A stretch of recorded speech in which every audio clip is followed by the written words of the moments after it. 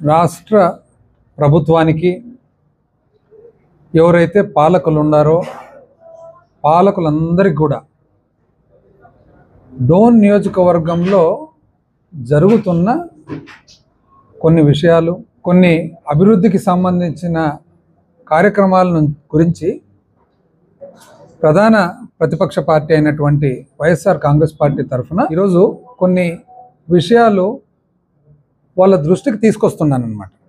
మొదటి అంశము, sub register office ఏదైతే ఇక్కడ డోన్లో పాత సబ్ రిజిస్టర్ ఆఫీస్ ఏదైతే ఉందో ఆ సబ్ రిజిస్టర్ ఆఫీస్ను ఎక్కడో దూరంగా ఊరు బయట ఐటీఐ కాలేజ్ ఎదురుగా షిఫ్ట్ చేయాలా, కదిలియాలని చెప్పి ఒక ప్రయత్నం జరుగుతుంది. అయితే ఈరోజు నేను వీళ్ళందరూ కూడా పాలకులందరికీ కూడా తెలియజేస్తా ఉన్నా, ఈ సబ్ రిజిస్టర్ ఆఫీస్ కానీ, తహసీల్దార్ ఆఫీస్ కానీ, సబ్ ట్రెజరీ కానీ ఇవన్నీ కూడా ఎప్పటి నుంచి ఉండేది ఇక్కడ? ఆనాటి బ్రిటిష్ కాలం నుంచి ఉండేది, స్వాతంత్రం రాకముందు నుంచి, అంతేనా? అయితే ఎక్కడన్నా చూడండి, దేశవ్యాప్తంగా పరిపాలన సిస్టంలో tahsildar office, sub register office, treasury, వీలైనంత వరకు పోలీస్ స్టేషన్ ఇవన్నీ కూడా ఒక్క చోట పెడతారు. ఎందుకు? భద్రత కోసం. రిజిస్ట్రేషన్ ఆఫీస్కి పోయినప్పుడు ఏ కాగితం కావాలన్నా కూడా ఎక్కడి నుంచి మనం తెచ్చుకోవాలా? తహసీల్దార్ ఆఫీస్ నుంచి తెచ్చుకోవాలి. ఏదన్నా కానీ డబ్బులు కట్టినా పెట్టినా ట్రెజరీలో అప్పట్లో పెట్టినా కూడా, అప్పట్లో క్యాష్ పెట్టేవాళ్ళు ట్రెజరీలో, ఎక్కడ ఉండాలి? అది పోలీస్ స్టేషన్ దగ్గరలో ఉండాలి అని చెప్పి 100 సంవత్సరాల నుంచి ఈ ఆలోచనతో పరిపాలన జరుగుతుంటే, ఇప్పుడు కొత్తగా ఒక డోన్లో మాత్రము ఒక్క సబ్ రిజిస్టర్ కార్యాలయం మాత్రము తీసుకుపోయి ఊరు బయట 2 కిలోమీటర్ల దూరంలో తీసుకుపోయి పెడతారంట. అంటే రిజిస్ట్రేషన్ చేసుకునే వాళ్ళకి ఇది అనుకూలం ఉన్నట్లా, ప్రతికూలం ఉన్నట్లా?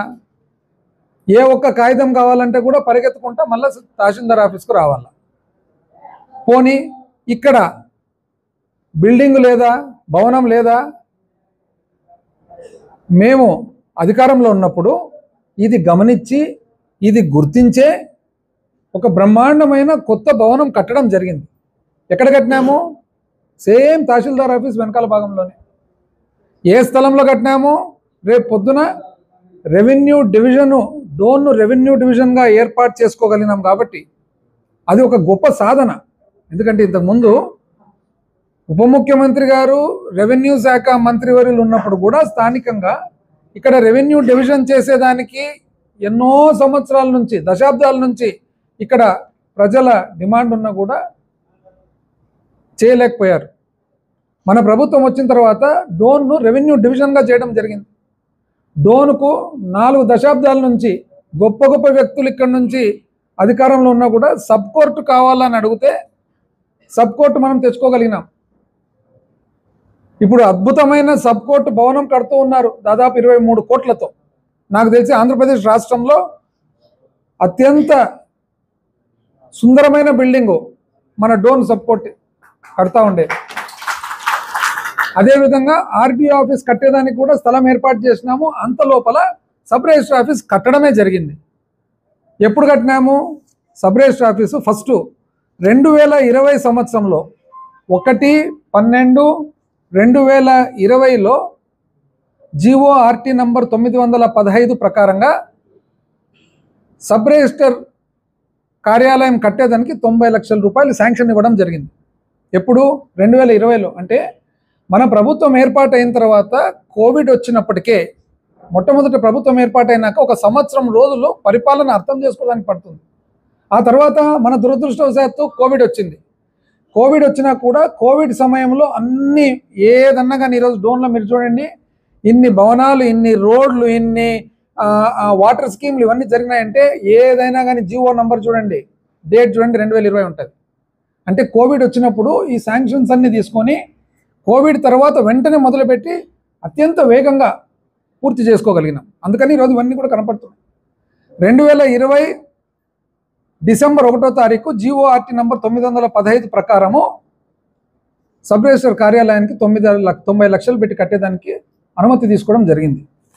తీసుకున్న తర్వాత 23/11/2021లో కోవిడ్ అయిపోయిన తర్వాత వెంటనే జిఓఎంఎస్ నంబర్ 325 ప్రకారంగా సర్వే నంబర్ 535/B/1A 28(2B) డోన్లో 21 సెంట్లు సబ్ రిజిస్టర్ కార్యాలయం కట్టేదానికి ప్రభుత్వ భూమిని స్టాంప్స్ అండ్ రిజిస్ట్రేషన్ డిపార్ట్మెంట్కు ఎలినేషన్ చేయడం జరిగింది. ఆ తర్వాత 25 ఫిబ్రవరి 2022లో జిఓఆర్టీ నంబర్ 144 ప్రకారం stamps and revenue department, stamps and registration department 90 లక్షలు ఏదైతే ఉందో తక్కువ వస్తుందంటే 99.54 లక్షల కంటే 99.5 లక్షలకు 55 లక్షలు తక్కువ ₹1,00,00,000కు మళ్ళా సవరించిన అంచనాల ప్రకారము అంటే ఇంచుమించు ₹1,00,00,000 ఇవ్వడం జరిగింది. అద్భుతమైన భవనం ఈరోజు కట్టినాం. కానీ ఈరోజు సంవత్సరం అయినా కూడా ఆ భవనాన్ని ఉపయోగంలోకి తెచ్చుకోకుండా, వాడుకోకుండా ప్రజలందరికీ కూడా ఇబ్బంది కలిగేట్టుగా ఎక్కడికి మార్చాలని చూస్తున్నారు? ఐటీఐ కాలేజ్ కాడికి. అంటే ఎవరైనా కానీ ఒక డాక్యుమెంట్ కావాలంటే ఎక్కడ పోవాలా, డబ్బులు తీసుకొని పోవాలంటే ఎక్కడ పోవాలా, భద్రత కావాలంటే ఎక్కడికి పోవాలా? ఎందుకు ఇదంతా చేస్తున్నారు? కేవలం ఎందుకంటే ఇక్కడ నుంచి అక్కడికి మారుస్తే ఆ చుట్టుపక్కల ఉండే రియల్ ఎస్టేట్ వ్యాపారస్తులు ఎవరైతే ఉన్నారో ఆ వ్యాపారస్తులందరికీ కూడా అనుకూలం కలిగి అక్కడ విలువలు పెరుగుతాయని. అంటే లక్షలాది మంది అనుకూలం ఒకవైపు, ఒకరో ఇద్దరో రియల్ ఎస్టేట్ వ్యాపారస్తుల భూములకు విలువ పెరిగేది ఒకవైపు.